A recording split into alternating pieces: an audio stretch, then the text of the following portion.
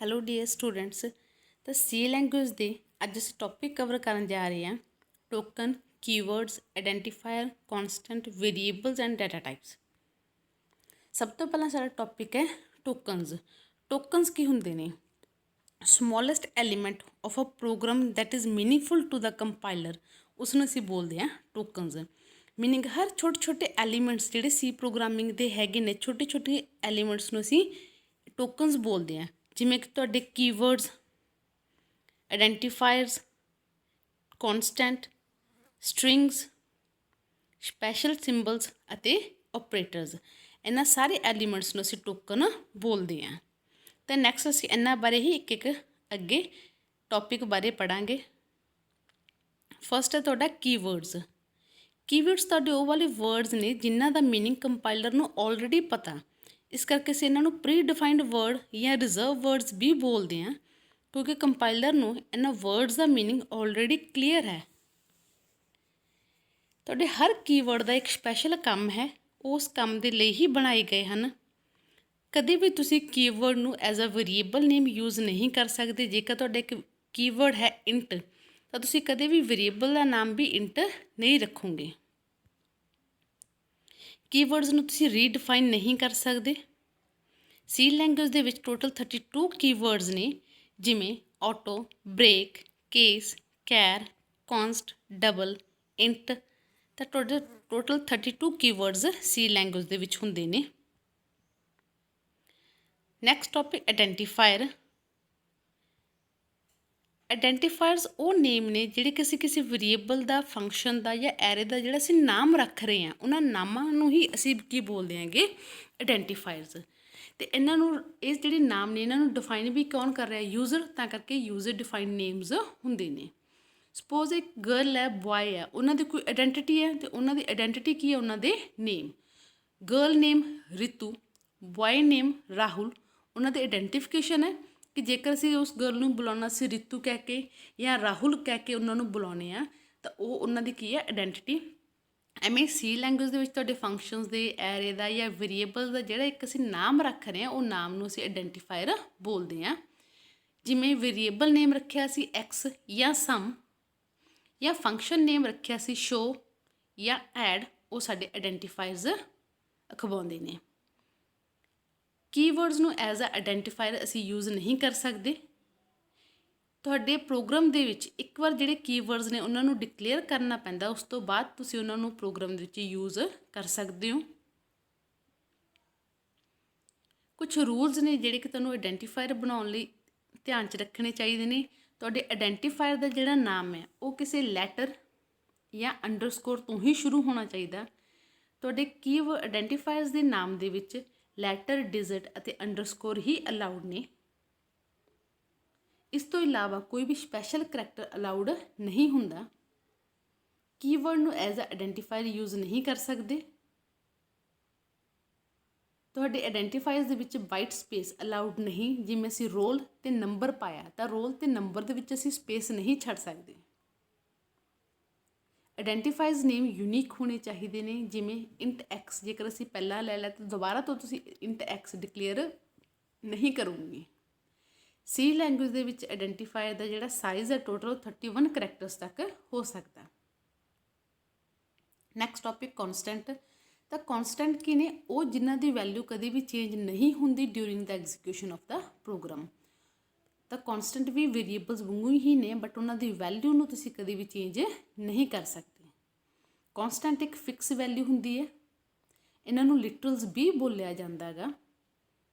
ਇਸਦਾ ਸਿੰਟੈਕਸ ਹੈ, ਜੇਕਰ ਤੁਸੀਂ ਕਿਸੇ ਵੇਰੀਏਬਲ ਨੂੰ ਕੌਨਸਟੈਂਟ ਬਣਾਉਣਾ ਚਾਹੁੰਦੇ ਹੋ ਤਾਂ ਤੁਸੀਂ ਇਹ ਲਿਖੋਗੇ ਕੌਨਸਟ, ਦੈਨ ਉਸ ਦੀ ਡਾਟਾ ਟਾਈਪ, ਦੈਨ ਤੁਹਾਡੇ ਵੇਰੀਏਬਲ ਦਾ ਨਾਮ। ਜਿਵੇਂ ਐਗਜ਼ਾਮਪਲ ਦੇ ਵਿੱਚ ਅਸੀਂ ਲਿਆ ਕੌਨਸਟ ਇੰਟ a = 5, ਯਾਨੀ ਕਿ ਹੁਣ ਜਿਹੜਾ ਤੁਹਾਡਾ a ਵੇਰੀਏਬਲ ਹੈ ਉਹ ਕੌਨਸਟੈਂਟ ਬਣ ਗਿਆ। ਤੁਸੀਂ a ਦੀ ਵੈਲਿਊ ਨੂੰ ਯੂਜ਼ ਕਰ ਸਕਦੇ ਹੋ, ਬਟ a ਦੀ ਵੈਲਿਊ ਨੂੰ ਕਦੇ ਵੀ ਚੇਂਜ ਨਹੀਂ ਕਰ ਸਕਦੇ, ਕਿਉਂਕਿ ਅਸੀਂ ਇੰਟ a ਦੇ ਅੱਗੇ ਕੌਨਸਟ ਲਿਖਿਆ ਹੋਇਆ। ਤਾਂ ਕੌਨਸਟ ਲਿਖਣ ਦੇ ਨਾਲ ਜਿਹੜਾ ਤੁਹਾਡਾ a ਹੈ ਉਹ ਕੌਨਸਟੈਂਟ ਬਣ ਗਿਆ, ਤਾਂ ਉਸਦੀ ਵੈਲਿਊ ਨੂੰ ਤੁਸੀਂ ਚੇਂਜ ਨਹੀਂ ਕਰ ਸਕਦੇ। ਸੈਕਿੰਡ ਟਾਈਮ ਤੁਸੀਂ a = 20 ਜਾਂ 30 ਨਹੀਂ ਲਿਖ ਸਕਦੇ। Next strings. ਡਬਲ ਕੋਟੇਸ਼ਨਸ ਦੇ ਵਿੱਚ ਦਿੱਤੀ ਹੋਈ ਕੋਈ ਵੀ ਅਲਫਾਬੈਟ ਨੰਬਰ ਜਾਂ ਕੋਈ ਵੀ ਸਿੰਬਲ ਉਸਨੂੰ ਅਸੀਂ ਸਟ੍ਰਿੰਗ ਬੋਲਦੇ ਹਾਂ, ਜਾਂ ਅਸੀਂ ਕਹਿ ਸਕਦੇ ਹਾਂ ਕਿ ਸਟ੍ਰਿੰਗ ਐਰੇ ਆਫ ਕਰੈਕਟਰਸ ਅਖਵਾਉਂਦੀ ਹੈ, ਮਤਲਬ ਗਰੁੱਪ ਆਫ ਕਰੈਕਟਰਸ ਨੂੰ ਅਸੀਂ ਸਟ੍ਰਿੰਗ ਬੋਲਦੇ ਹਾਂ, ਜਿਹਦੇ ਕਿ ਪਿੱਛੇ ਕੰਪਾਈਲਰ ਵੱਲੋਂ ਇੱਕ ਸਪੈਸ਼ਲ ਸਿੰਬਲ ਲਗਾਇਆ ਜਾਂਦਾ, ਇੱਕ ਸਪੈਸ਼ਲ ਕਰੈਕਟਰ ਐਡ ਕੀਤਾ ਜਾਂਦਾ ਜਿਹੜਾ ਕਿ ਨਲ ਕਰੈਕਟਰ ਅਖਵਾਉਂਦਾ, ਅਤੇ ਨਲ ਕਰੈਕਟਰ ਤੋਂ ਹੀ ਤੁਹਾਨੂੰ ਤੁਹਾਡੀ ਸਟ੍ਰਿੰਗ ਦਾ ਐਂਡ ਪਤਾ ਲੱਗਦਾ ਕਿ ਤੁਹਾਡੀ ਸਟ੍ਰਿੰਗ ਕਿੱਥੇ ਐਂਡ ਹੋ ਰਹੀ ਹੈ। ਤਾਂ ਡਬਲ ਕੋਟੇਸ਼ਨਸ ਦੇ ਵਿੱਚ ਅਲਫਾਬੈਟ ਨੰਬਰ ਸਿੰਬਲ ਜਾਂ ਸਪੇਸ ਵੀ ਜੇਕਰ ਅਸੀਂ ਲਿਖ ਰਹੇ ਹਾਂ ਤਾਂ ਉਹ ਸਟ੍ਰਿੰਗ ਅਖਵਾਉਂਦੀ ਹੈ। ਜਿਵੇਂ ਸੀ ਲੈਂਗੁਏਜ ਦੇ ਵਿੱਚ ਸਿੰਗਲ ਕੋਟੇਸ਼ਨਸ ਦੇ ਵਿੱਚ ਸਿੰਗਲ ਵੈਲਿਊ ਜੇਕਰ ਲਿਖੀ ਹੋਵੇ ਉਸਨੂੰ ਅਸੀਂ ਕਰੈਕਟਰ ਬੋਲਦੇ ਹਾਂ। ਐਵੇਂ ਹੀ ਸੀ ਲੈਂਗੁਏਜ ਦੇ ਵਿੱਚ ਡਬਲ ਕੋਟੇਸ਼ਨਸ ਦੇ ਵਿੱਚ ਲਿਖੇ ਹੋਏ ਕੋਈ ਵੀ ਅਲਫਾਬੈਟ ਨੰਬਰ ਸਿੰਬਲ ਜਾਂ ਸਭ ਦੇ ਕੰਬੀਨੇਸ਼ਨ ਨੂੰ ਅਸੀਂ ਸਟ੍ਰਿੰਗ ਬੋਲਦੇ ਹਾਂ। ਸਟ੍ਰਿੰਗ ਡਿਕਲੇਅਰ ਕਰਨ ਦੇ ਅਲੱਗ-ਅਲੱਗ ਮੈਥਡਸ ਨੇ, ਜਿਵੇਂ ਤੁਸੀਂ ਕੈਰ ਦਾ ਇੱਕ ਐਰੇ ਬਣਾ ਸਕਦੇ ਹੋ ਜਿਹਦੇ ਵਿੱਚ ਇੱਕ ਇੱਕ ਕਰੈਕਟਰ ਕਰਕੇ ਤੁਸੀਂ ਵੈਲਿਊ ਦੇ ਦਿਓ, ਜਾਂ ਤੁਸੀਂ ਐਰੇ ਨੂੰ ਸਟ੍ਰਿੰਗ ਦੇ ਨਾਲ ਇਨੀਸ਼ੀਅਲਾਈਜ਼ ਕਰਵਾ ਦਿਓ, ਡਬਲ ਕੋਟੇਸ਼ਨਸ ਦੇ ਵਿੱਚ ਤੁਹਾਡੀ ਸਟ੍ਰਿੰਗ ਲਿਖ ਦਿਓ। ਅਤੇ ਥਰਡ ਮੈਥਡ, ਜੇਕਰ ਤੁਸੀਂ ਇਨੀਸ਼ੀਅਲਾਈਜ਼ ਕਰਵਾ ਰਹੇ ਹੋ ਸਟ੍ਰਿੰਗ ਨੂੰ ਤਾਂ ਉਸ ਸਮੇਂ ਤੁਸੀਂ ਉਸਦਾ ਜਿਹੜਾ ਸਾਈਜ਼ ਹੈ ਉਹਨੂੰ ਸਕਿਪ ਕਰ ਸਕਦੇ ਹੋ। ਸਾਈਜ਼ ਦੇਣਾ ਆਪਸ਼ਨਲ ਹੈ, ਤੁਸੀਂ ਦੇਣਾ ਦੇ ਸਕਦੇ ਹੋ, ਅਦਰਵਾਈਜ਼ ਤੁਸੀਂ ਉਹਨੂੰ ਖਾਲੀ ਵੀ ਛੱਡ ਸਕਦੇ ਹੋ। ਕੁਝ ਐਗਜ਼ਾਮਪਲਸ ਨੇ ਸਟ੍ਰਿੰਗ ਦੀਆਂ, ਜਿਵੇਂ ਅਸੀਂ ਡਬਲ ਕੋਟੇਸ਼ਨਸ ਦੇ ਵਿੱਚ ਅਲਫਾਬੈਟਸ ਲਿਖੇ ਅਮਨ, ਉਹ ਸਟ੍ਰਿੰਗ ਹੈ। ਡਬਲ ਕੋਟੇਸ਼ਨਸ ਦੇ ਵਿੱਚ ਨੰਬਰਸ ਲਿਖੇ ਸਟ੍ਰਿੰਗ ਹੈ। ਡਬਲ ਕੋਟੇਸ਼ਨ ਦੇ ਵਿੱਚ ਸਿੰਬਲਸ ਲਿਖੇ ਉਹ ਵੀ ਸਟ੍ਰਿੰਗ ਹੈ। ਜਾਂ ਡਬਲ ਕੋਟੇਸ਼ਨ ਦੇ ਵਿੱਚ ਤੁਸੀਂ ਉਹਨਾਂ ਦਾ ਕੰਬੀਨੇਸ਼ਨ ਅਲਫਾਬੈਟ ਕਰੈਕਟਰਸ ਦਾ ਕੋਈ ਵੀ ਕੰਬੀਨੇਸ਼ਨ ਲਿਆ ਉਹ ਵੀ ਤੁਹਾਡੀ ਸਟ੍ਰਿੰਗ ਅਖਵਾਉਂਦੀ ਹੈ। Next operators. ਆਪਰੇਟਰਸ ਮੀਨਸ ਉਹ ਵਾਲੇ ਸਿੰਬਲਸ ਜਿੱਥੋਂ ਤੁਹਾਨੂੰ ਪਤਾ ਲੱਗਦਾ ਵਾਟ ਟੂ ਡੂ, ਕੀ ਕੰਮ ਕਰਨਾ, ਉਹਨਾਂ ਨੂੰ ਅਸੀਂ ਆਪਰੇਟਰਸ ਬੋਲਦੇ। ਜਿਵੇਂ ਪਲੱਸ, ਮਾਈਨਸ, 5+5 ਤੁਹਾਨੂੰ ਕੀ ਪਤਾ ਚੱਲਦਾ ਕਿ ਪਲੱਸ ਕਰਨ ਨੂੰ ਕਹਿ ਰਹੇ ਹਾਂ ਅਸੀਂ। ਆਪਰੈਂਡ ਹੁੰਦਾ ਉਸ ਜਿਹੜੀ ਡਾਟਾ ਆਈਟਮ ਜਿਨ੍ਹਾਂ ਦੇ ਉੱਪਰ ਤੁਹਾਡੇ ਆਪਰੇਟਰਸ ਕੰਮ ਕਰਦੇ ਨੇ ਉਹਨਾਂ ਨੂੰ ਅਸੀਂ ਆਪਰੈਂਡ ਬੋਲਦੇ ਹਾਂ। ਜਿਵੇਂ ਐਗਜ਼ਾਮਪਲ ਦੇ ਵਿੱਚ A+B, A ਅਤੇ B ਤੁਹਾਡੇ ਆਪਰੈਂਡ ਨੇ ਅਤੇ ਪਲੱਸ ਤੁਹਾਡਾ ਆਪਰੇਟਰ ਹੈ, ਕਿਉਂਕਿ ਪਲੱਸ ਤੋਂ ਪਤਾ ਲੱਗਦਾ ਕਿ ਅਸੀਂ A ਅਤੇ B ਦਾ ਸਮ ਕਰਨ ਨੂੰ ਕਹਿ ਰਹੇ ਹਾਂ, ਅਤੇ ਜਿਨ੍ਹਾਂ ਦੇ ਉੱਪਰ ਪਲੱਸ ਕੰਮ ਕਰ ਰਿਹਾ ਉਹ ਕੀ ਖਵਾਉਣਗੇ ਤੁਹਾਡੇ ਆਪਰੈਂਡਸ। ਤਾਂ ਆਪਰੇਟਰਸ ਦੱਸਦੇ ਵਾਟ ਟੂ ਡੂ, ਆਪਰੈਂਡਸ ਹੁੰਦੇ ਤੁਹਾਡੇ ਜਿਨ੍ਹਾਂ ਦੇ ਉੱਪਰ ਤੁਹਾਡੇ ਆਪਰੇਟਰਸ ਐਕਸ਼ਨ ਪਰਫੋਰਮ ਕਰਦੇ ਨੇ। ਅਲੱਗ-ਅਲੱਗ ਤਰ੍ਹਾਂ ਦੇ ਆਪਰੇਟਰਸ ਨੇ ਸੀ ਲੈਂਗੁਏਜ ਦੇ ਵਿੱਚ। ਸਭ ਤੋਂ ਪਹਿਲਾਂ ਯੂਨਰੀ ਆਪਰੇਟਰ, ਉਹ ਜਿਹੜੇ ਸਿਰਫ ਇੱਕ ਹੀ ਆਪਰੈਂਡ ਦੇ ਉੱਪਰ ਕੰਮ ਕਰਦੇ ਨੇ, ਲਾਈਕ A++। ਇਸ ਐਗਜ਼ਾਮਪਲ ਦੇ ਵਿੱਚ A ਇੱਕ ਹੀ ਆਪਰੈਂਡ ਹੈ, ਇਸ ਤੋਂ ਬਿਨਾਂ ਕੋਈ ਆਪਰੈਂਡ ਨਹੀਂ ਹੈ ਹੋਰ, ਤਾਂ ਜਿਸ ਦੇ ਵਿੱਚ ਇੱਕ ਹੀ ਆਪਰੈਂਡ ਅਸੀਂ ਉਸਨੂੰ ਯੂਨਰੀ ਆਪਰੇਟਰ ਬੋਲਦੇ ਹਾਂ। ਬਾਈਨਰੀ ਆਪਰੇਟਰ ਉਹ ਆਪਰੇਟਰ ਹੁੰਦੇ ਨੇ ਜਿਹਦੇ ਵਿੱਚ ਦੋ ਆਪਰੈਂਡਸ ਹੋਣ, ਜਿਵੇਂ A+B। ਇੱਥੇ A ਅਤੇ B ਦੋ ਆਪਰੈਂਡ ਨੇ ਜਿਨ੍ਹਾਂ ਦੇ ਉੱਪਰ ਪਲੱਸ ਕੰਮ ਕਰ ਰਿਹਾ, ਇਸ ਕਰਕੇ ਅਸੀਂ ਇਸ ਨੂੰ ਬਾਈਨਰੀ ਆਪਰੇਟਰ ਬੋਲਦੇ ਹਾਂ। ਨੈਕਸਟ ਟਰਨਰੀ ਆਪਰੇਟਰ, ਉਹ ਜਿਹਦੇ ਵਿੱਚ ਤਿੰਨ ਆਪਰੈਂਡਸ ਕੰਮ ਕਰਦੇ ਹੋਣ ਉਹਨੂੰ ਅਸੀਂ ਟਰਨਰੀ ਆਪਰੇਟਰ ਬੋਲਦੇ ਹਾਂ। ਨੈਕਸਟ ਤੁਹਾਡਾ ਇੰਪੋਰਟੈਂਟ ਟੌਪਿਕ ਹੈ ਡਾਟਾ ਟਾਈਪ। ਤਾਂ data type means what type of value a variable can hold. ਤੁਹਾਡਾ ਕੋਈ ਵੇਰੀਏਬਲ ਕਿਹੋ ਜਿਹੀ ਵੈਲਿਊ ਸਟੋਰ ਕਰਵਾ ਸਕਦਾ, ਉਸਨੂੰ ਅਸੀਂ ਡਾਟਾ ਟਾਈਪ ਬੋਲਦੇ ਹਾਂ। ਜਿਵੇਂ ਐਗਜ਼ਾਮਪਲ ਦੇ ਵਿੱਚ ਤੁਹਾਡਾ ਕੋਈ ਵੇਰੀਏਬਲ ਹੈ X। ਹੁਣ ਕੀ ਤੁਹਾਡਾ ਜਿਹੜਾ X ਵੇਰੀਏਬਲ ਹੈ ਉਹ ਕੋਈ ਨੰਬਰ ਸਟੋਰ ਕਰਵਾਊਗਾ, ਜਿਵੇਂ 5, 60, ਮਤਲਬ ਬਿਨਾਂ ਪੁਆਇੰਟ ਵਾਲਾ ਕੋਈ ਨੰਬਰ ਸਟੋਰ ਕਰਵਾਊ, ਜਾਂ ਉਹ ਕੋਈ ਪੁਆਇੰਟ ਵਾਲਾ ਨੰਬਰ ਜਿਵੇਂ 5.8, 345.78 ਸਟੋਰ ਕਰਵਾਊ, ਜਾਂ ਉਹ ਕੋਈ ਅਲਫਾਬੈਟ ABCD ਸਟੋਰ ਕਰਵਾਊਗਾ, ਜਾਂ ਉਹ ਕੋਈ ਸਿੰਬਲ ਪਲੱਸ ਮਾਈਨਸ ਸੈਮੀਕੋਲਨ ਉਸਨੂੰ ਸਟੋਰ ਕਰਵਾਊਗਾ। ਉਸਨੂੰ ਅਸੀਂ ਬੋਲਦੇ ਹਾਂ ਡਾਟਾ ਟਾਈਪ। ਤਾਂ ਡਾਟਾ ਟਾਈਪ ਤੋਂ ਤੁਹਾਨੂੰ ਇਹ ਪਤਾ ਲੱਗਦਾ ਕਿ ਤੁਹਾਡਾ ਜਿਹੜਾ ਵੇਰੀਏਬਲ ਹੈ ਉਹ ਕਿਹੋ ਜਿਹੀ ਵੈਲਿਊ ਸਟੋਰ ਕਰਵਾਊਗਾ। ਸੀ ਲੈਂਗੁਏਜ ਦੇ ਵਿੱਚ ਜਿਹੜੀ ਡਾਟਾ ਟਾਈਪ ਹੈ, ਹਰ ਵੇਰੀਏਬਲ ਦੀ ਇੱਕ ਡਾਟਾ ਟਾਈਪ ਹੁੰਦੀ ਹੈ, ਤਾਂ ਉੱਥੇ ਤੁਹਾਨੂੰ ਉਹਦੀ ਟਾਈਪ ਦਾ ਪਤਾ ਲੱਗਦਾ ਕਿ ਉਹਦੀ ਵੈਲਿਊ ਕਿਹੋ ਜਿਹੀ ਹੋਊਗੀ। ਸੈਕੰਡਲੀ ਸਾਨੂੰ ਉਹਦੀ ਡਾਟਾ ਟਾਈਪ ਤੋਂ ਅਮਾਊਂਟ ਆਫ ਮੈਮਰੀ ਰਿਕੁਆਇਰਡ ਪਤਾ ਲੱਗਦਾ ਕਿ ਜਿਹੜਾ ਤੁਹਾਡਾ ਵੇਰੀਏਬਲ ਹੈ X ਉਹ ਮੈਮਰੀ ਦੇ ਵਿੱਚ ਕਿੰਨੀ ਜਗ੍ਹਾ ਲਊਗਾ, ਕਿ ਉਹ 1 ਬਾਈਟ ਸਪੇਸ ਰੋਕ ਰਿਹਾ ਜਾਂ 2 ਬਾਈਟ ਰੋਕ ਰਿਹਾ। ਹਰ ਡਾਟਾ ਟਾਈਪ ਦੇ ਉੱਪਰ ਅਲੱਗ-ਅਲੱਗ ਜਿਹੜੇ ਆਪਰੇਸ਼ਨਸ ਨੇ ਉਹ ਪਰਫੋਰਮ ਹੁੰਦੇ ਨੇ। ਨੈਕਸਟ ਤੁਹਾਡੇ ਡਾਟਾ ਟਾਈਪ ਦੇ ਵਿੱਚ ਫਰਦਰ ਕਿਹੜੀਆਂ ਟਾਈਪਸ ਨੇ, 3 ਤਰ੍ਹਾਂ ਦੇ ਡਾਟਾ ਟਾਈਪਸ ਹੁੰਦੀਆਂ ਨੇ। ਪ੍ਰਿਮਿਟਿਵ, ਡਰਾਈਵਡ, ਯੂਜ਼ਰ ਡਿਫਾਈਨਡ। ਪ੍ਰਿਮਿਟਿਵ ਦੇ ਵਿੱਚ ਨੇ char, int, float, double and wide. Derived ਦੇ ਵਿੱਚ ਨੇ ਤੁਹਾਡੀਆਂ ਐਰੇ, ਪੁਆਇੰਟਰ ਐਂਡ ਫੰਕਸ਼ਨਸ, ਤੇ ਯੂਜ਼ਰ ਡਿਫਾਈਨਡ ਟਾਈਪਸ ਦੇ ਵਿੱਚ ਤੁਹਾਡੀ ਐਨਮ, ਸਟਰਕਚਰ ਤੇ ਯੂਨੀਅਨ। ਇਹਨਾਂ ਵਿੱਚੋਂ ਅਸੀਂ ਸਿਰਫ ਪ੍ਰਿਮਿਟਿਵ ਡਾਟਾ ਟਾਈਪ ਹੀ ਕਰਨ ਜਾ ਰਹੇ ਹਾਂ ਹੁਣ। ਡਰਾਈਵਡ ਤੇ ਯੂਜ਼ਰ ਡਿਫਾਈਨਡ ਤੁਹਾਡੇ ਫਰਦਰ ਚੈਪਟਰਸ ਦੇ ਵਿੱਚ ਕਵਰ ਹੋ ਜਾਣਗੀਆਂ।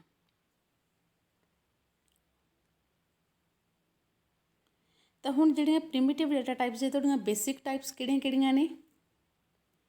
ਸਭ ਤੋਂ ਪਹਿਲਾਂ ਵੋਇਡ ਜਿਹੜੀ ਡਾਟਾ ਟਾਈਪ ਹੈ ਉਹ ਅਸੀਂ ਕਿਸੇ ਫੰਕਸ਼ਨ ਦੇ ਨਾਮ ਦੇ ਅੱਗੇ ਜਦੋਂ ਯੂਜ਼ ਕਰਦੇ ਹਾਂ, ਦੈਟ ਮੀਨਸ ਤੁਹਾਡਾ ਫੰਕਸ਼ਨ ਕੋਈ ਵੀ ਵੈਲਿਊ ਰਿਟਰਨ ਨਹੀਂ ਕਰ ਰਿਹਾ। ਤੁਸੀਂ ਬਹੁਤ ਵਾਰ ਦੇਖਿਆ ਹੋ ਕਿ ਮੇਨ ਦੇ ਅੱਗੇ ਵੋਇਡ ਲਿਖਿਆ ਹੁੰਦਾ, ਦੈਟ ਮੀਨਸ ਤੁਹਾਡਾ ਮੇਨ ਫੰਕਸ਼ਨ ਆਪਰੇਟਿੰਗ ਸਿਸਟਮ ਨੂੰ ਕੋਈ ਵੀ ਵੈਲਿਊ ਰਿਟਰਨ ਨਹੀਂ ਕਰੂਗਾ। ਐਵੇਂ ਤੁਸੀਂ ਸ਼ੋ, ਸਮ ਕੋਈ ਫੰਕਸ਼ਨ ਬਣਾਇਆ, ਉਸ ਦੇ ਅੱਗੇ ਜੇਕਰ ਤੁਸੀਂ ਵੋਇਡ ਪਾ ਰਹੇ ਹੋ, ਦੈਟ ਮੀਨਸ ਤੁਹਾਡਾ ਫੰਕਸ਼ਨ ਉਹ ਕੋਈ ਵੀ ਵੈਲਿਊ ਰਿਟਰਨ ਨਹੀਂ ਕਰ ਰਿਹਾ। ਨੈਕਸਟ ਇੰਟ ਅਸੀਂ ਇੰਟੀਜ਼ਰ ਨੰਬਰ ਲੈਣ ਲਈ, ਬਿਨਾਂ ਪੁਆਇੰਟਾਂ ਵਾਲੇ ਨੰਬਰ ਲੈਣ ਲਈ ਯੂਜ਼ ਕਰਦੇ ਹਾਂ। ਕਰੈਕਟਰ ਡਾਟਾ ਟਾਈਪ ਦੇ ਲਈ, ਕਰੈਕਟਰ ਮੀਨਸ ਸਿੰਗਲ ਕੋਟੇਸ਼ਨ ਦੇ ਵਿੱਚ ਸਿੰਗਲ ਵੈਲਿਊ ਨੂੰ ਅਸੀਂ ਕਰੈਕਟਰ ਬੋਲਦੇ ਹਾਂ। ਫਲੋਟ ਤੇ ਡਬਲ ਦੋਨੋਂ ਹੀ ਪੁਆਇੰਟਾਂ ਵਾਲੇ ਨੰਬਰ ਸਟੋਰ ਕਰਵਾਉਂਦੇ ਨੇ।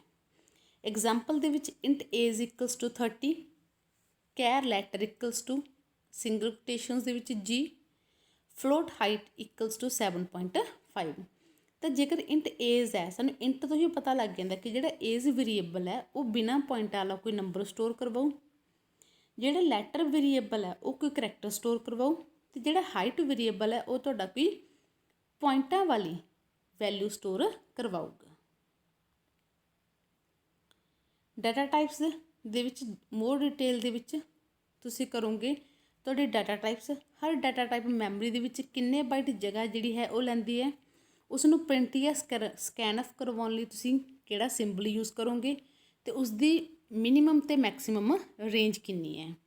ਇਹਦੇ ਵਿੱਚ ਤੁਸੀਂ ਮੇਨ ਕਵਰ ਕਰਨ ਦੀ ਕੋਸ਼ਿਸ਼ ਕਰਿਓ, ਜਿਵੇਂ ਕਰੈਕਟਰ, ਇੰਟ ਅਤੇ ਫਲੋਟ, ਕਿ ਇਹਨਾਂ ਦੀ ਕਿੰਨੀ ਮੈਮਰੀ ਲੈ ਰਹੇ ਆ, ਕਿਹੜਾ ਉਹਨਾਂ ਦਾ ਸਿੰਬਲ ਹੈ ਅਤੇ ਕਿੰਨੀ ਉਹਨਾਂ ਦੀ ਰੇਂਜ ਹੈ। ਜਿਵੇਂ ਕਰੈਕਟਰ ਜਿਹੜਾ ਹੈ ਉਹ ਮੈਮਰੀ ਦੇ ਵਿੱਚ 1 ਬਾਈਟ ਜਗ੍ਹਾ ਲੈਂਦਾ, ਉਸ ਨੂੰ ਪ੍ਰਿੰਟ ਜਾਂ ਸਕੈਨ ਆਫ ਕਰਵਾਉਣ ਦੇ ਲਈ ਅਸੀਂ %C ਯੂਜ਼ ਕਰਦੇ ਹਾਂ, ਅਤੇ ਉਸ ਦੀ ਰੇਂਜ -128 ਤੋਂ +127 ਤੱਕ ਹੁੰਦੀ ਹੈ। ਐਵੇਂ ਇੰਟੀਜ਼ਰ ਦੇ ਕੇਸ ਦੇ ਵਿੱਚ ਮੈਮਰੀ ਦੇ ਵਿੱਚ ਇੱਕ ਇੰਟੀਜ਼ਰ 2 ਬਾਈਟ ਜਗ੍ਹਾ ਲੈਂਦਾ। ਇੰਟੀਜ਼ਰ ਨੂੰ ਪ੍ਰਿੰਟ ਆਫ ਸਕੈਨ ਆਫ ਕਰਵਾਉਣ ਲਈ ਅਸੀਂ %D ਯੂਜ਼ ਕਰਦੇ ਹਾਂ, ਅਤੇ ਉਸ ਦੀ ਮਿਨੀਮਮ ਮੈਕਸੀਮਮ ਰੇਂਜ -32,768 ਤੋਂ +32,767 ਤੱਕ ਹੁੰਦੀ ਹੈ। ਫਲੋਟ ਮੈਮਰੀ ਦੇ ਵਿੱਚ 4 ਬਾਈਟ ਲੈ ਰਿਹਾ, ਅਤੇ ਡਬਲ ਤੁਹਾਡਾ ਮੈਮਰੀ ਦੇ ਵਿੱਚ 8 ਬਾਈਟ ਜਗ੍ਹਾ ਲੈਂਦਾ। ਫਲੋਟ ਦੇ ਕੇਸ ਦੇ ਵਿੱਚ ਅਸੀਂ %F ਅਤੇ ਡਬਲ ਦੇ ਕੇਸ ਦੇ ਵਿੱਚ %LF ਯੂਜ਼ ਕਰਦੇ ਹਾਂ। ਨੈਕਸਟ, ਇੱਕ ਐਗਜ਼ਾਮਪਲ ਦੇ ਵਿੱਚ ਅਲੱਗ-ਅਲੱਗ ਤਰ੍ਹਾਂ ਦੇ ਜਿਹੜੇ ਡਾਟਾ ਟਾਈਪਸ ਦੇ ਵੇਰੀਏਬਲਸ ਨੇ ਉਹ ਡਿਕਲੇਅਰ ਕਰਕੇ ਦਿਖਾਏ ਨੇ। ਜਿਵੇਂ ਇੰਟੀਜ਼ਰ ਲੈਣ ਲਈ ਫਲੋਟ, ਕੈਰ, ਲੌਂਗ, ਸ਼ਾਰਟ, ਡਬਲ, ਇੱਦਾਂ ਅਲੱਗ-ਅਲੱਗ ਡਾਟਾ ਟਾਈਪਸ ਦੇ ਜਿਹੜੇ ਵੇਰੀਏਬਲ ਨੇ ਉਹ ਤੁਹਾਡੇ ਸਾਹਮਣੇ ਡਿਕਲੇਅਰ ਕੀਤੇ ਹੋਏ ਨੇ। ਨੈਕਸਟ,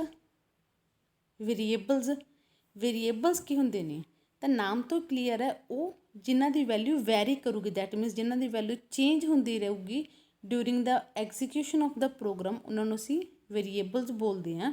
ਤਾਂ ਵੇਰੀਏਬਲਸ ਹੋਰ ਕੁਛ ਨਹੀਂ, ਮੈਮਰੀ ਦਾ ਇੱਕ ਨਾਮ ਹੀ ਹੁੰਦਾ, ਜਿਹਦੇ ਵਿੱਚ ਅਸੀਂ ਕੋਈ ਨਾ ਕੋਈ ਵੈਲਿਊ ਸਟੋਰ ਕਰਵਾਉਣੀ ਆ, ਅਤੇ ਅਸੀਂ ਉਹਨੂੰ ਆਪਣੀ ਲੋੜ ਮੁਤਾਬਿਕ ਰੀਯੂਜ਼ ਵੀ ਕਰਦੇ ਹਾਂ, ਜਾਂ ਉਸਨੂੰ ਬਾਰ-ਬਾਰ ਵੈਲਿਊ ਅਸਾਈਨ ਵੀ ਕਰਦੇ ਰਹਿੰਦੇ ਹਾਂ। ਜਿਵੇਂ ਐਗਜ਼ਾਮਪਲ ਦੇ ਵਿੱਚ ਇੰਟ x ਇਕੁਅਲਸ ਟੂ 20, ਤਾਂ ਅਸੀਂ 20 ਵੈਲਿਊ ਸਟੋਰ ਕਰਵਾਉਣ ਦੀ ਇੱਕ ਨਾਮ ਦਿੱਤਾ x, ਤਾਂ ਮੈਮਰੀ ਦੇ ਵਿੱਚ ਇੱਕ x ਨਾਮ 'ਤੇ 20 ਜਿਹੜਾ ਸਾਡਾ ਨੰਬਰ ਹੈ ਉਹ ਸਟੋਰ ਹੋ ਗਿਆ। ਤਾਂ ਅਸੀਂ ਇੱਥੇ x ਨੂੰ ਕੀ ਬੋਲਾਂਗੇ?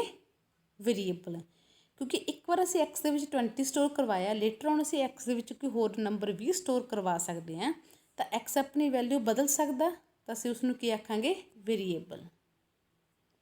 ਇੱਕ ਵੇਰੀਏਬਲ ਡਿਕਲੇਅਰ ਕਰਨ ਦੇ ਲਈ ਸਿੰਟੈਕਸ ਕੀ ਫੋਲੋ ਕਰੋਗੇ? ਸਭ ਤੋਂ ਪਹਿਲਾਂ ਡਾਟਾ ਟਾਈਪ, ਫਿਰ ਤੁਹਾਡੇ ਵੇਰੀਏਬਲ ਦਾ ਨਾਮ।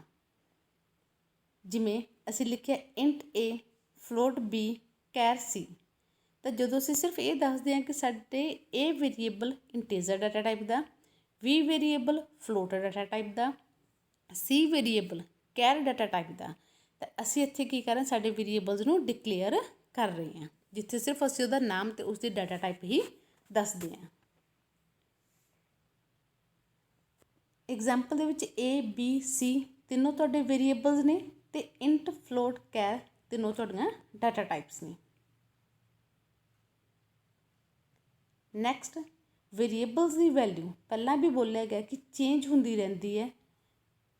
ਸਪੋਜ਼ ਤੁਹਾਡਾ ਇੱਕ ਵੇਰੀਏਬਲ ਹੈ ਇੰਟ A ਇਕੁਅਲਸ ਟੂ 5 ਤਾਂ ਇਹ ਨਾਮ 'ਤੇ ਮੈਮਰੀ ਦੇ ਵਿੱਚ 5 ਨੰਬਰ ਸਟੋਰ ਹੋ ਗਿਆ। ਤਾਂ ਵੇਰੀਏਬਲਸ ਦੀ ਵੈਲਿਊ ਨੂੰ ਤੁਸੀਂ ਯੂਜ਼ ਵੀ ਕਰ ਸਕਦੇ ਹੋ, ਚੇਂਜ ਵੀ ਕਰਵਾ ਸਕਦੇ ਹੋ। ਬਾਅਦ ਦੇ ਵਿੱਚ ਜੇਕਰ ਅਸੀਂ A ਇਕੁਅਲਸ ਟੂ 20 ਲਿਖਤਾ ਤਾਂ ਹੁਣ 5 ਦੀ ਜਗ੍ਹਾ ਤੁਹਾਡੀ ਕਿਹੜੀ ਵੈਲਿਊ ਸਟੋਰ ਹੋ ਜੂਗੀ 20, ਕਿਉਂਕਿ ਵੇਰੀਏਬਲਸ ਦੀ ਵੈਲਿਊ ਚੇਂਜ ਹੁੰਦੀ ਰਹਿੰਦੀ ਹੈ। ਜੇਕਰ ਅਸੀਂ ਕੋਈ ਹੋਰ ਵੈਲਿਊ ਅਸਾਈਨ ਕਰਦੇ ਹਾਂ ਸਾਡੇ ਵੇਰੀਏਬਲਸ ਨੂੰ, ਜਿਵੇਂ ਐਗਜ਼ਾਮਪਲ ਦੇ ਵਿੱਚ roll number equals to 20 then roll number equal to 55 ਤਾਂ 20 ਦੀ ਜਗ੍ਹਾ ਹੁਣ ਤੁਹਾਡੀ ਕਿਹੜੀ ਵੈਲਿਊ ਸਟੋਰ ਹੋ ਜੂਗੀ 20 ਮੈਮਰੀ ਚੋਂ ਬਾਹਰ ਚਲੀ ਜਾਊ ਤਾਂ ਉਸ ਦੀ ਜਗ੍ਹਾ ਰੋਲ ਨੰਬਰ ਵੇਰੀਏਬਲ ਦੀ ਵੈਲਿਊ ਤੁਹਾਡੀ 55 ਸਟੋਰ ਹੋ ਜੂਗੀ। ਨੈਕਸਟ ਵੇਰੀਏਬਲਸ ਨੂੰ ਇਨੀਸ਼ੀਅਲਾਈਜ਼ ਕਰਨ ਦੇ ਦੋ ਮੈਥਡ ਕਿਹੜੇ ਨੇ। ਇਨੀਸ਼ੀਅਲਾਈਜ਼ ਹੁੰਦਾ ਕਿ ਜਦੋਂ ਤੁਸੀਂ ਤੁਹਾਡੇ ਵੇਰੀਏਬਲ ਨੂੰ ਫਸਟ ਟਾਈਮ ਜਿਹੜੀ ਵੈਲਿਊ ਦੇ ਰਹੇ ਹੋ ਉਹਨਾਂ ਨੂੰ ਅਸੀਂ ਇਨੀਸ਼ੀਅਲਾਈਜੇਸ਼ਨ ਬੋਲਦੇ ਹਾਂ।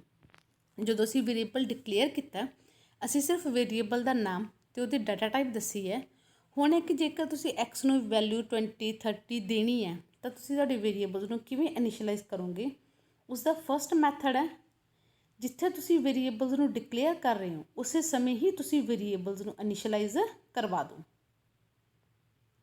Four example int A equals to 5 ਮਤਲਬ ਪਹਿਲਾਂ ਤੁਸੀਂ ਇੱਕ ਵੇਰੀਏਬਲ ਲਿਆ A, ਉਸ ਤੋਂ ਬਾਅਦ ਵੇਰੀਏਬਲ ਨੂੰ ਵੈਲਿਊ ਦਿੱਤੀ 5। ਤਾਂ ਇੱਕ ਮੈਥਡ ਦਾ ਹੋ ਗਿਆ ਕਿ ਪਹਿਲਾਂ ਵੇਰੀਏਬਲਸ ਨੂੰ ਕਰੋ ਡਿਕਲੇਅਰ ਅਤੇ ਫਿਰ ਤੁਸੀਂ ਵੇਰੀਏਬਲਸ ਨੂੰ ਵੈਲਿਊਜ਼ ਇਨੀਸ਼ੀਅਲਾਈਜ਼ ਕਰਵਾ ਦਿਓ। ਸੈਕਿੰਡ ਮੈਥਡ ਜਿੱਥੇ ਤੁਸੀਂ ਡੈਕਲਾਰੇਸ਼ਨ ਦੇ ਨਾਲ ਹੀ ਵੈਲਿਊ ਜਿਹੜੀ ਹੈ ਉਹ ਇਨੀਸ਼ੀਅਲਾਈਜ਼ ਕਰਵਾ ਰਹੇ ਹੋ ਤਾਂ ਫਸਟ ਲਾਈਨ ਦੇ ਵਿੱਚ ਹੀ ਤੁਸੀਂ ਜੇਕਰ ਵੈਲਿਊ ਦਿੰਦੇ ਹੋ ਤਾਂ ਅਸੀਂ ਉਸ ਨੂੰ ਬੋਲਦੇ ਹਾਂਗੇ ਇਨੀਸ਼ੀਅਲਾਈਜੇਸ਼ਨ ਡਿਊਰਿੰਗ ਡੈਕਲਾਰੇਸ਼ਨ। ਤਾਂ ਉਸ ਦੇ ਵਿੱਚ ਅਸੀਂ ਦੋ ਵਾਰ ਸਾਨੂੰ ਲਿਖਣ ਦੀ ਜ਼ਰੂਰਤ ਨਹੀਂ ਇੰਟ A ਇਕੁਅਲ ਟੂ 5 ਅਸੀਂ ਉੱਥੇ ਹੀ ਉਸ ਨੂੰ ਵੈਲਿਊ ਦੇ ਸਕਦੇ ਹਾਂ ਡੈਕਲਾਰੇਸ਼ਨ ਦੇ ਟਾਈਮ ਹੀ। ਜਿਵੇਂ ਅਸੀਂ ਲਿਖਿਆ int A equals to 10 B equals to 20 ਜਿੱਥੇ ਅਸੀਂ A ਅਤੇ B ਦੀ ਡਾਟਾ ਟਾਈਪ ਦੱਸੀ ਹੈ ਕਿ ਇੰਟ ਹੈ ਉੱਥੇ ਨਾਲ ਹੀ ਅਸੀਂ ਉਹਨਾਂ ਦੀ ਵੈਲਿਊ ਵੀ ਦੱਸਦੀ ਕਿ A ਦੀ ਵੈਲਿਊ 10 ਅਤੇ B ਦੀ ਵੈਲਿਊ 20 ਹੈ। ਐਵੇਂ float F equals to 20.8 char C equals to single quotations ਦੇ ਵਿੱਚ ਕੈਪੀਟਲ A। ਤਾਂ ਦੋ ਮੈਥਡਸ ਨੇ, ਪਹਿਲਾਂ ਡੈਕਲਾਰੇਸ਼ਨ ਕਰੋ ਵੇਰੀਏਬਲ ਦੀ, ਉਹਦੀ ਸਿਰਫ ਡਾਟਾ ਟਾਈਪ 'ਤੇ ਨਾਮ ਦੱਸੋ, ਬਾਅਦ ਦੇ ਵਿੱਚ ਉਸਨੂੰ ਵੈਲਿਊ ਦਿਓ, ਜਾਂ ਜਿੱਥੇ ਤੁਸੀਂ ਉਹਨੂੰ ਡੈਕਲਾਰੇਸ਼ਨ ਕਰ ਰਹੇ ਹੋ ਨਾਲ ਹੀ ਤੁਸੀਂ ਉਸਨੂੰ ਵੈਲਿਊ ਵੀ ਇਨੀਸ਼ੀਅਲਾਈਜ਼ ਕਰਵਾ ਸਕਦੇ ਹੋ। Next if we do not initialize variable, ਜੇਕਰ ਅਸੀਂ ਵੇਰੀਏਬਲਸ ਨੂੰ ਇਨੀਸ਼ੀਅਲਾਈਜ਼ ਹੀ ਨਾ ਕਰੀਏ, ਅਸੀਂ ਸਿਰਫ ਵੇਰੀਏਬਲ ਦੀ ਡਾਟਾ ਟਾਈਪ ਲਿਖੀ ਇੰਟ A ਨੂੰ ਅਸੀਂ ਵੈਲਿਊ ਨਹੀਂ ਦਿੱਤੀ ਕੋਈ ਵੀ, ਉਸ ਕੇਸ ਦੇ ਵਿੱਚ ਕੀ ਹੋਊਗਾ ਜੇਕਰ ਇੰਟ A ਲਿਖਿਆ ਬਟ ਅਸੀਂ ਵੈਲਿਊ ਨਹੀਂ ਦੇ ਰਹੇ ਤਾਂ ਕੰਪਿਊਟਰ ਆਪਣੇ ਆਪ ਆਪਣੇ ਕੋਲੋਂ ਕੋਈ ਇੱਕ ਵੈਲਿਊ ਦਿੰਦਾ ਉਸਨੂੰ, ਜਿਹੜੀ ਵੈਲਿਊ ਨੂੰ ਕਿ ਅਸੀਂ ਗਾਰਬੇਜ ਵੈਲਿਊ ਬੋਲਦੇ ਹਾਂ। ਇਸ ਐਗਜ਼ਾਮਪਲ ਦੇ ਵਿੱਚ A ਨੂੰ ਅਸੀਂ ਕੋਈ ਵੈਲਿਊ ਨਹੀਂ ਦਿੱਤੀ, ਅਸੀਂ ਸਿਰਫ A ਦਾ ਜਿਹੜਾ ਹੈ ਨਾਮ A ਦੱਸਿਆ ਨਾਮ ਹੈ ਅਤੇ ਉਹਦੀ ਡਾਟਾ ਟਾਈਪ ਇੰਟ ਹੈ ਬਟ ਅਸੀਂ ਉਹਨੂੰ ਕੋਈ ਵੈਲਿਊ ਨਹੀਂ ਦੇ ਰਹੇ। ਉਸ ਕੇਸ ਦੇ ਵਿੱਚ ਕੰਪਿਊਟਰ ਆਪਣੇ ਆਪ ਉਸ ਨੂੰ ਇੱਕ ਵੈਲਿਊ ਦਊਗਾ ਤਾਂ ਉਹ ਜਿਹੜੀ ਵੈਲਿਊ ਹੋਊਗੀ ਉਸ ਨੂੰ ਗਾਰਬੇਜ ਵੈਲਿਊ ਬੋਲਿਆ ਜਾਂਦਾ। ਡਾਇਗਰਾਮ ਦੇ ਵਿੱਚ A ਨਾਮ 'ਤੇ 2 ਬਾਈਟ ਦੀ ਜਗ੍ਹਾ ਉਹਨੇ ਰੋਕ ਲਈ, ਕੰਪਿਊਟਰ ਨੇ ਖਾਲੀ ਛੱਡ ਲਈ, ਤਾਂ ਉਹ ਜਿਹੜੀ ਜਗ੍ਹਾ ਹੈਗੀ ਉੱਥੇ ਕੰਪਿਊਟਰ ਆਪਣੇ ਆਪ ਕੋਈ ਨਾ ਕੋਈ ਇੱਕ ਵੈਲਿਊ ਦਊਗਾ ਜਿਹੜੀ ਕਿ ਗਾਰਬੇਜ ਵੈਲਿਊ ਅਖਵਾਊਗੀ। ਜੇਕਰ ਅਸੀਂ ਬਾਅਦ ਦੇ ਵਿੱਚ ਵੈਲਿਊ ਦੇ ਦਿੰਦੇ ਹਾਂ ਤਾਂ ਉਹ ਗਾਰਬੇਜ ਦੀ ਜਗ੍ਹਾ ਉਹ ਨਵੀਂ ਵੈਲਿਊ ਅਸਾਈਨ ਕਰ ਦਊਗਾ। ਹੁਣ ਤੁਸੀਂ ਵੇਰੀਏਬਲਸ ਡਿਫਾਈਨ ਕਰਨ ਦੇ ਲਈ ਕਿਹੜੇ ਰੂਲਸ ਫੋਲੋ ਕਰੋਗੇ। ਵੇਰੀਏਬਲਸ ਦਾ ਨਾਮ ਰੱਖਣ ਲਈ ਆਈਡੈਂਟੀਫਾਇਰ ਵਾਲੇ ਰੂਲਸ ਹੀ ਫੋਲੋ ਹੋਣਗੇ ਕਿ ਵੇਰੀਏਬਲ ਨੇਮ ਅਲਫਾਬੈਟ ਡਿਜਿਟ ਅਤੇ ਅੰਡਰਸਕੋਰ ਹੀ ਅਲਾਉਡ ਨੇ। ਤੁਹਾਡੇ ਵੇਰੀਏਬਲ ਦਾ ਨਾਮ ਸਿਰਫ ਅਲਫਾਬੈਟ ਜਾਂ ਅੰਡਰਸਕੋਰ ਤੋਂ ਹੀ ਸ਼ੁਰੂ ਹੋ ਸਕਦਾ, ਕਦੇ ਵੀ ਵੇਰੀਏਬਲ ਦਾ ਨੇਮ ਨੰਬਰ ਤੋਂ ਸ਼ੁਰੂ ਨਹੀਂ ਹੋਊਗਾ। ਵੇਰੀਏਬਲ ਦੇ ਨੇਮ ਦੇ ਵਿੱਚ ਬਲੈਂਕ ਸਪੇਸ ਅਲਾਉਡ ਨਹੀਂ ਹੈ। ਕੀਵਰਡਸ ਨੂੰ ਐਜ਼ ਅ ਵੇਰੀਏਬਲ ਨੇਮ ਅਸੀਂ ਯੂਜ਼ ਨਹੀਂ ਕਰ ਸਕਦੇ। ਕੁਝ ਵੈਲਿਡ ਵੇਰੀਏਬਲ ਨੇਮ ਲੈ ਕੇ ਦਿਖਾਏ ਨੇ, ਜਿਵੇਂ int a, int underscore ab, int a30, ਇਹ ਸਾਰੇ ਵੈਲਿਡ ਨੇਮ ਨੇ, ਸਹੀ ਨੇਮਸ ਨੇ। ਕੁਛ ਐਗਜ਼ਾਮਪਲਸ ਇਨਵੈਲਿਡ ਨੇਮਸ ਦੀਆਂ, ਜਿਵੇਂ ਇੰਟ 2, ਇਹ ਰੋਂਗ ਹੈ ਕਿਉਂਕਿ ਕਦੇ ਵੀ ਨਾਮ ਜਿਹੜਾ ਹੈ ਉਹ ਨੰਬਰ ਤੋਂ ਸ਼ੁਰੂ ਨਹੀਂ ਹੁੰਦਾ। Second example int a space b, ਗਲਤ ਹੈ ਕਿਉਂਕਿ ਨਾਮ ਦੇ ਵਿੱਚ ਕਦੇ ਵੀ ਸਪੇਸ ਅਲਾਊਡ ਨਹੀਂ ਹੈ। ਇੰਟ ਲੌਂਗ ਗਲਤ ਹੈ ਕਿਉਂਕਿ ਕਦੇ ਵੀ ਤੁਸੀਂ ਕੀਵਰਡ ਨੂੰ, ਲੌਂਗ ਇੱਕ ਕੀਵਰਡ ਹੈ ਤੇ ਤੁਸੀਂ ਕਦੇ ਵੀ ਕੀਵਰਡ ਨੂੰ as a variable name use ਨਹੀਂ ਕਰ ਸਕਦੇ। ਨੈਕਸਟ, ਵੇਰੀਏਬਲਸ ਤੇ ਕੌਨਸਟੈਂਟ ਦੇ ਵਿੱਚ ਡਿਫਰੈਂਸ ਕੀ ਹੈ?